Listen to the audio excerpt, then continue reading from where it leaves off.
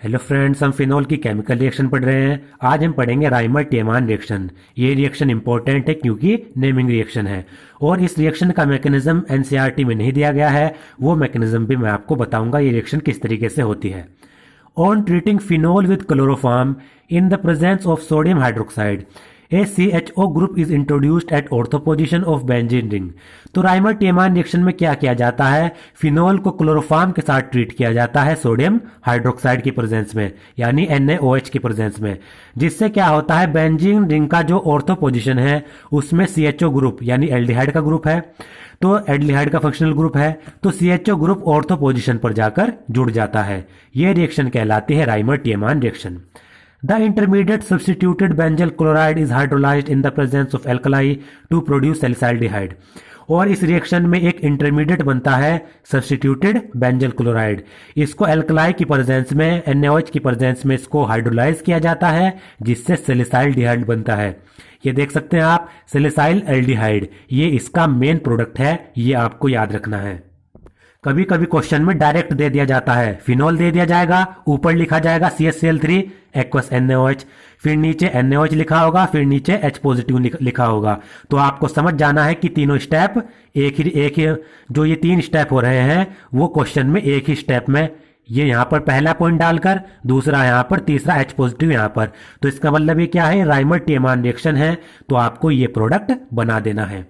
अब मैं आपको ये रिएक्शन बता देता हूँ जो एनसीईआरटी में दी गई है। इसमें सबसे पहले क्या करते हैं, फिनोल लेते हैं, उसको क्लोरोफॉर्म यानी CHCl3 के साथ ट्रीट करते हैं NaOH की प्रेजेंस में, जिससे एक इंटरमीडिएट बनता है। NaOH से Na ऑक्सीजन के साथ जाकर जुड़ जाता है, सोडियम फिनोक्साइड आयन बनाएगा, और CHCl3 से जो CHCl2 है वो जाकर ऑर्थो पोजिशन पर जुड़ जाता है। फिर इस इंटरमीडिएट को हम NaOH की प्रेजेंस में रिएक्ट कराते हैं, जिससे क्या होता है, ये NaOH क्या करेगा, इस CHCl2 को CHO में कन्वर्ट कर देगा। NaOH CHCl2 को CHO में कन्वर्ट कर देगा। फिर हमारा ये जो बना, इसका हम एसिडिफिकेशन कराते हैं H पॉजिटिव के साथ, जिससे हमारा क्या हो जाता है, यहाँ से ये H पॉजिटिव ऑक्सीजन के साथ जाकर जुड़ जाता है और हमारा सैलिसाइलएल्डिहाइड बन जाता है।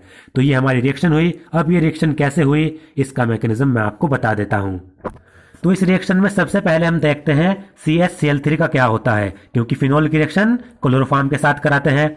तो देखिए CH, ये यहाँ पर CH और इसके साथ 3 क्लोराइड आयन एटम लगे हुए हैं। तो ये क्या होगा, CHCl3, यानी ये हमने क्लोरोफॉर्म लिया। तो क्लोरोफॉर्म के साथ क्या होता है, OH जाकर रिएक्ट करता है। अब ये OH हमें कहाँ से मिला, ये मिलता है हमें NaOH से, सोडियम हाइड्रोक्साइड से।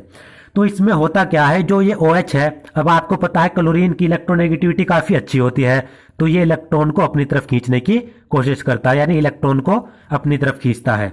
अब ये क्या करेगा, जो OH है इसके ऊपर नेगेटिव चार्ज है, तो ये अपने इलेक्ट्रॉन इस हाइड्रोजन को प्रोवाइड कराएगा और हाइड्रोजन को यहां से CHCl3 से निकाल लेगा।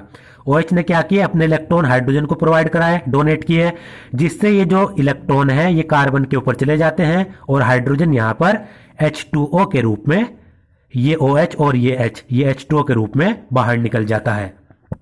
अब देखिए क्या बना, ये कार्बन इससे 3 क्लोराइड जुड़े हुए हैं, 3 Cl इससे यहाँ पर जुड़े हुए हैं।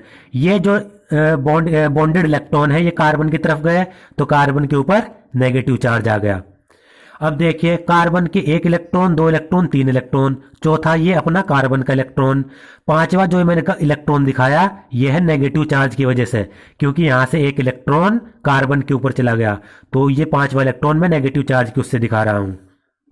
अब यहां पर क्या होता है, जो क्लोराइड होता है, क्लोरीन, वो अच्छा लिविंग ग्रुप होता है, तो ये क्लोरीन क्या करेगा, यहां से अपने इलेक्ट्रॉन लेगा और इलेक्ट्रॉन लेकर बाहर निकल जाएगा। इन तीनों में से एक क्लोरीन अब यहां से बॉन्ड लेकर, ये बॉन्डेड इलेक्ट्रॉन लेकर बाहर निकल जाएगा। अब देखिए कार्बन, यहां पर क्लोराइड, यहां पर क्लोराइड, अब कार्बन का नेगेटिव चार्ज चला गया क्योंकि इसने, क्लोरीन ने दोनों इलेक्ट्रॉन लेकर ये बाहर निकल गया। तो हमारा ये बना, इसे कहते हैं डाई क्लोरोकार्बीन, ये कहलाता है हमारा डाइक्लोरोकार्बीन। और ये लुईस एसिड की तरह एक्ट करता है, क्योंकि आप देख सकते हैं यहां पर कार्बन का ऑक्टेट पूरा नहीं है। तो इसमें क्या हुआ, क्लोरोफॉर्म है, क्लोरोफॉर्म ये OH नेगेटिव क्या करता है, जो सोडियम हाइड्रोक्साइड से आया है, ये क्लोरोफॉर्म के H को, हाइड्रोजन को अपने इलेक्ट्रॉन देता है और इसको H2O के रूप में बाहर निकाल देता है। अब ये हाइड्रोजन बाहर निकला यहाँ से, तो ये वो इलेक्ट्रॉन कार्बन के ऊपर जाते हैं, कार्बन इन्हें अपनी तरफ खींच लेता है, जिससे कार्बन के ऊपर नेगेटिव चार्ज आ जाता है। और फिर दूसरे स्टेप में क्या हो रहा है, क्लोराइड अपने ये बॉन्डेड इलेक्ट्रॉन ले रहा है और बाहर निकल जा रहा है। ऐसा क्यों? क्योंकि जो एक क्लोरीन होता है ये अच्छा लिविंग ग्रुप होता है, तो एक क्लोराइड यहां से बाहर निकल जाएगा, जिससे अब ये इलेक्ट्रॉन चले गए तो कार्बन का जो नेगेटिव चार्ज है वो भी खत्म हो गया।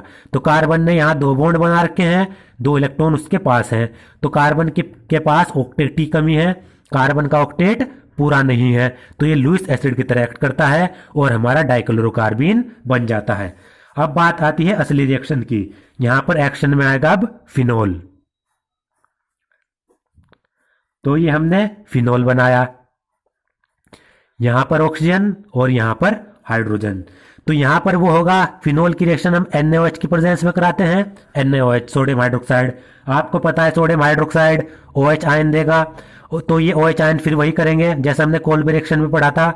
OH आयन क्या करेंगे, इस हाइड्रोजन को अपने इलेक्ट्रॉन डोनेट करेंगे और इसको H2O के रूप में यहां से बाहर निकाल लेंगे। अब H तो OH के साथ बाहर निकल गया, हमारे पास बचा फिनोक्साइड आयन। यहां पर अब ये H यहां से निकलेगा तो ये ऑक्सीजन अपने यहां से इलेक्ट्रॉन लेकर और इलेक्ट्रॉन अपनी तरफ खींच लेगा, जिससे ऑक्सीजन के ऊपर नेगेटिव चार्ज आ जाएगा। अब ये दूसरे स्टेप में क्या होगा, ये ऑक्सीजन के पास इलेक्ट्रॉन है तो ये इलेक्ट्रॉन यहां पर डोनेट करेगा, जिससे यहां पर डबल बॉन्ड बनेगा। अब ये यहां पर डबल बॉन्ड जैसे ही बनेगा तो ये वाले जो पाई इलेक्ट्रॉन्स हैं वो यहां पर शिफ्ट हो जाएंगे। यहां पर ऑक्सीजन ने इलेक्ट्रॉन दिए तो डबल बॉन्ड बना, ये वाले इलेक्ट्रॉन यहां पर शिफ्ट हो गए तो यहां पर ये नेगेटिव चार्ज आ गया, बाकी बॉन्ड ऐसे ही। अब जो ये हमारा बन गया, ये करेगा अब डाइक्लोरोकार्बीन के साथ रिएक्ट। यहां पर हम क्या कराएंगे, अब डाइक्लोरोकार्बीन जो हमारा बना था उसके साथ इसको रिएक्ट कराएंगे। अब इसकी बारी है। अब आपको पता है ये लुईस एसिड की तरह एक्ट करता है, इसके पास इलेक्ट्रॉन की कमी है, इसे अपना ऑक्टेट पूरा करना है। तो अब ये क्या करता है, यहां पर जो ये इलेक्ट्रॉन है वो कार्बन के पास आ जाते हैं। ये क्या करेगा, अपने जो इलेक्ट्रॉन हैं उनको इस कार्बन को डोनेट कर देगा, जिससे ये जो डाइक्लोरोकार्बीन है वो यहां पर आकर जुड़ जाएगा। अब देखिए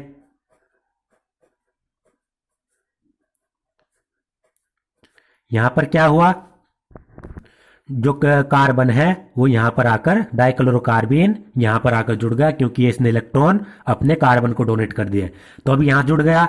अब यहां पर एक हाइड्रोजन भी मौजूद है कार्बन के साथ, यहां पर जो कार्बन है उसके साथ एक हाइड्रोजन भी है।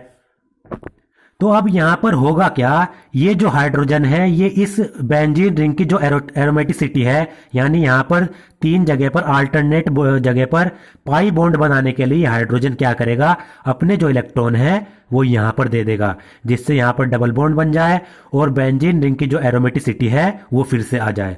तो हाइड्रोजन क्या करेगा, अपने बॉन्डेड इलेक्ट्रॉन यहां पर डोनेट कर देगा, जिससे जो ये हाइड्रोजन है ये इस कार्बन के साथ जाकर जुड़ जाएगा। अब क्या क्या हाइड्रोजन ने अपने इलेक्ट्रॉन यहां पर दिए, ये हाइड्रोजन अब अकेला होगा, ये कार्बन के साथ जाकर जुड़ जाएगा। अब यहां पर जब डबल बॉन्ड बनेगा तो ऑक्सीजन अपने इलेक्ट्रॉन वापस खींच लेगा। तो क्या बना, देखिए ऑक्सीजन ने अपने इलेक्ट्रॉन वापस खींचे तो यहां पर सिंगल बॉन्ड, इसके ऊपर नेगेटिव चार्ज। हाइड्रोजन ने अपने इलेक्ट्रॉन यहां डोनेट कर दिए तो यहां पर ये डबल बॉन्ड बन गया, यहां पर डबल बॉन्ड पहले से ही था। और जो ये हाइड्रोजन है ये कार्बन के साथ जाकर जुड़ जाता है, CH, ये Cl और ये Cl। अब इसकी रिएक्शन होती है 2NaOH के साथ। अब जब हम इसकी रिएक्शन 2NaOH के साथ कराएंगे तो अब होगा क्या, यहां पर ये क्लोराइड आयन है, ये अब आपको पता है जो क्लोरीन होता है बेटर लिविंग ग्रुप होता है, तो ये अपने इलेक्ट्रॉन लेगा यहां से बाहर निकलेगा, ये क्लोरीन भी अपने इलेक्ट्रॉन लेगा यहां से बाहर निकलेगा क्योंकि लिविंग ग्रुप है। और जो ये 2NaOH है ये 2 OH नेगेटिव यहां पर प्रोवाइड कराएगा। अब देखिए हो रहा क्या है, NaOH ने 2 OH यहां पर दिए, तो क्लोरीन ने क्या किया, इस वाले क्लोरीन ने अपने इलेक्ट्रॉन लिए बाहर निकल गया। जैसे ही ये बाहर निकलेगा ये वाला OH कार्बन से जुड़ जाएगा। ऐसे ही ये वाला क्लोरीन भी लिविंग ग्रुप है, ये अपने इलेक्ट्रॉन लेगा, बाहर निकल जाएगा। जैसे ही ये क्लोरीन बाहर निकल गया, OH कार्बन से जुड़ जाएगा। तो देखिए क्या हुआ, यहां पर ये 3 बॉन्ड पहले ही बन चुके थे, O नेगेटिव। यहां पर क्या हो रहा है, कार्बन के साथ हाइड्रोजन है, एक OH क्लोरीन के निकलने से जुड़ा, दूसरा OH इस क्लोरीन के निकलने से जुड़ा। इस तरीके से यहां पर बन गया। अब देखिए इसमें होगा क्या, अगर एक कार्बन के साथ 2 OH ग्रुप रहते हैं तो यहां पर स्टेबिलिटी नहीं होती। एक कार्बन के साथ 2 OH ग्रुप नहीं रह सकते। तो यहां से क्या होता है, यहां से वाटर बाहर निकल जाता है, एक इससे हाइड्रोजन और इससे H2O, इससे OH। तो ये वाटर के रूप में यहां से बाहर निकल जाता है। और जैसे ही इससे हाइड्रोजन निकला, इससे OH निकला, तो कार्बन और ऑक्सीजन के बीच में यहां पर डबल बॉन्ड बन जाता है। देखिए किस तरीके से, यहां पर ये O नेगेटिव के ऊपर यहां पर, और यहां पर ये CH, तो यहां से OH निकल गया, इससे H निकल गया, और यहां पर ये डबल बॉन्ड बन गया कार्बन और ऑक्सीजन के बीच। अब इससे क्या होता है, इसका हम एसिडिफिकेशन कराते हैं H पॉजिटिव की प्रेजेंस में। तो अब ये आपको पता ही है, ये H क्या जुड़ेगा, ऑक्सीजन के साथ जाकर जुड़ जाएगा, यहां पर OH बन जाएगा, और ये क्या है, CHO। इसको हम ऐसे लिख सकते हैं। तो हमारा ये प्रोडक्ट बन गया सैलिसाइल्डिहाइड। ये हमारा फाइनल प्रोडक्ट बन गया। तो ये इसका पूरा मैकेनिज्म है जो मैंने आपको बताया।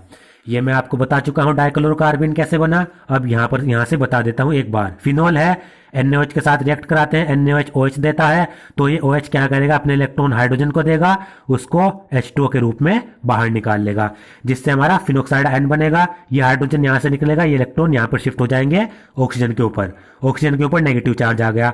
अब होगा क्या, ऑक्सीजन अपने नेगेटिव चार्ज यहां पर देगा, यहां पर डबल बॉन्ड बनेगा, जिससे ये वाले पाई इलेक्ट्रॉन यहां पर शिफ्ट हो जाएंगे।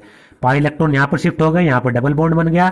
अब जो ये डाइक्लोरोकार्बन था, ये लुईस एसिड था, तो ये जो यहां पर क्या होगा, ये नेगेटिव चार्ज जो इलेक्ट्रॉन है, ये क्या होगा, कार्बन को डोनेट करेगा, जिससे डाइक्लोरोकार्बन यहां पर आकर जुड़ जाएगा ऑर्थो पोजीशन पर।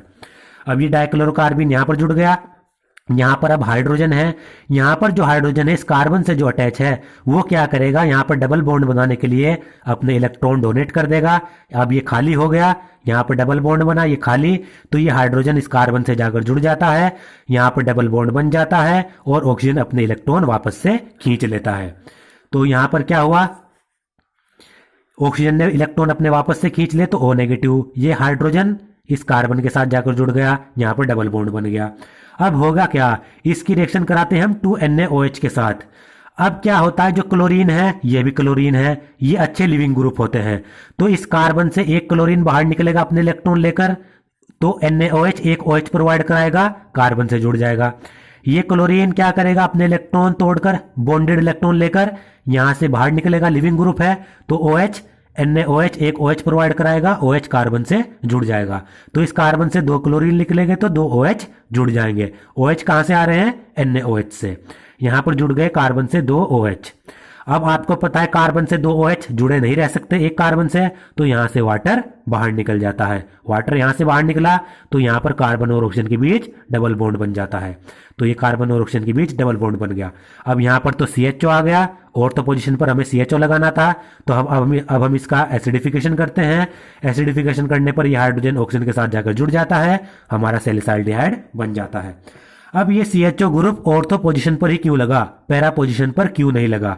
इसका कारण यह होता है कि जो CHO का ऑक्सीजन होता है और OH का हाइड्रोजन होता है, इन दोनों के बीच में हाइड्रोजन बॉन्डिंग होती है। और ये हाइड्रोजन बॉन्डिंग कब होगी, जब CHO यहां पर होगा ऑर्थो पोजीशन पर। तो इस इंट्रामोलिकुलर हाइड्रोजन बॉन्डिंग के कारण ही जो CHO ग्रुप है वो ऑर्थो पोजीशन पर लगता है, ना कि पैरा पोजीशन पर।